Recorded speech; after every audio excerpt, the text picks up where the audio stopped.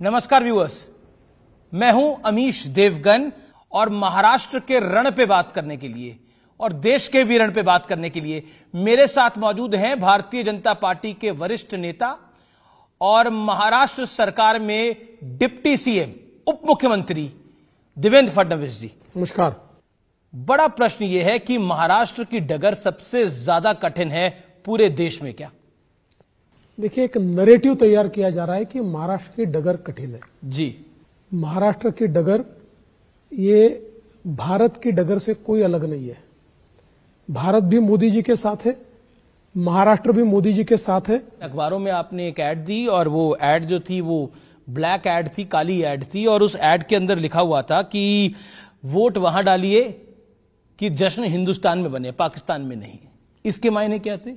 अगर पाकिस्तान के मंत्री ट्वीट करे और कहे कि नहीं राहुल गांधी चुनकर आने चाहिए, वो बहुत अच्छे नेता है, तो इसका मतलब यह है कि मोदी जी चुनकर आएंगे तो भारत में जश्न होगा, पाकिस्तान में तो नहीं होगा। लेकिन राहुल गांधी अगर गलती से चुनकर आ गए तो जश्न कहां होगा? तो पाकिस्तान में होगा। इनकी आप फितरत देखिए। इनके एक नेता कहते हैं पाकिस्तान के पास अणुबम है, वो हमारे ऊपर बमबारी कर सकता है। दूसरे एक नेता और कुछ कहते।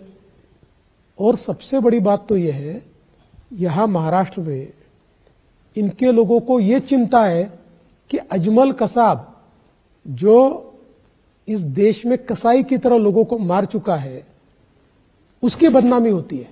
ऐसा करने वाले इनके नेता है। लेकिन चुनाव के अंदर जो बयानबाजी हो रही है वो हम देख ही रहे हैं दोनों ओर से। लेकिन एक ऐसा बयान आया जो देश के प्रधानमंत्री के ऊपर था और औरंगजेब से प्रधानमंत्री नरेंद्र मोदी की तुलना की गई और कहा कि औरंगजेब की जैसे कब्र खोदी गई थी तो नरेंद्र मोदी क्या चीज है। ये बात कही शिवसेना के एक नेता संजय राउत ने। क्या कहना चाहते हैं आप इस विषय पर? पहली बात तो आप इस बात को समझ लीजिए, संजय राउत कोई नेता नहीं है।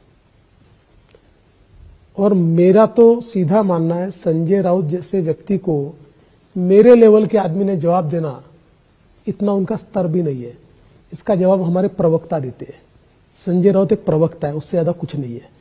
और जिसको केवल भौंकने के लिए छोड़ा हुआ है, मैं कुत्ता नहीं कह रहा हूं जी, तो आप कहेंगे कुत्ता कह दिया, उतना भी मैं उनका वो नहीं करूंगा, लेकिन भौंकने के लिए छोड़ा हुआ व्यक्ति है। और कोई भौंकने वाला व्यक्ति रोज उल्टी सीधी बातें करे, उससे फर्क क्या पड़ता है? देखिए, इन्होंने जितनी गालियां मोदी जी को दी, लोगों ने उतना ज्यादा प्यार मोदी जी पर किया। और ये संजय राउत जैसे लोग जो है ना, ये सूरज की तरफ देखकर थूकते हैं, थूक उनके मुंह पे गिरती है। लेकिन आपने संजय राउत के लिए बोला कि वो उनका स्तर नहीं है, लेकिन उद्धव ठाकरे तो एडवाइस ही संजय राउत की मानते हैं। देखिए, मैं बहुत स्पष्ट रूप से आपके चैनल पे कह रहा हूं कि जिस प्रकार के भाषण उद्धव जी के मैं देख रहा हूं, मुझे ऐसा लगता है कि उनको साइकियाट्रिस्ट की आवश्यकता है। He needs help.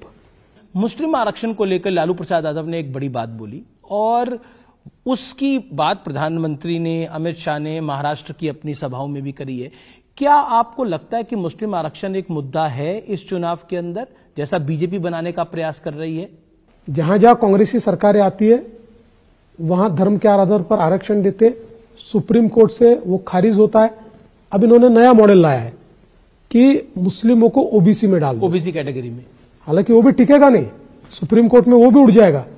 लेकिन इनकी मानसिकता देखिए कि ये ओबीसी का आरक्षण कम करके, और बाबा साहब आंबेडकर ने जिस बात को प्रतिपादित किया था कि आप नहीं कर सकते, वो बैकडोर से करने की कोशिश कर रहे हैं। यूपी में एक समाजवादी पार्टी की नेत्री है, उन्होंने बोला वोट जिहाद करिए। को एक बात समझनी चाहिए कि जब वोट जिहाद की बात करेंगे ना, तो इसका परिणाम दूसरा भी होगा।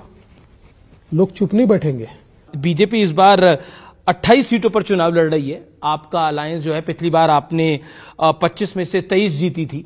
लेकिन मैं आपसे महाराष्ट्र का नंबर पूछना चाहता हूं कि तो क्या नंबर आपको दिखाई देता है? कि मैं बहुत साफ शब्दों में कहता हूं, पिछले समय 41 सीटें हमारी आई थी, बीजेपी और शिवसेना और हमारा अलायंस मिलाकर। इस बार हम उससे आगे जा सकते, पीछे नहीं आएंगे। चलिए, बहुत बहुत शुक्रिया, आपने हमें अपना समय दिया Devendra Fadnavis ji. Thank you so much. Thank you. नमस्कार।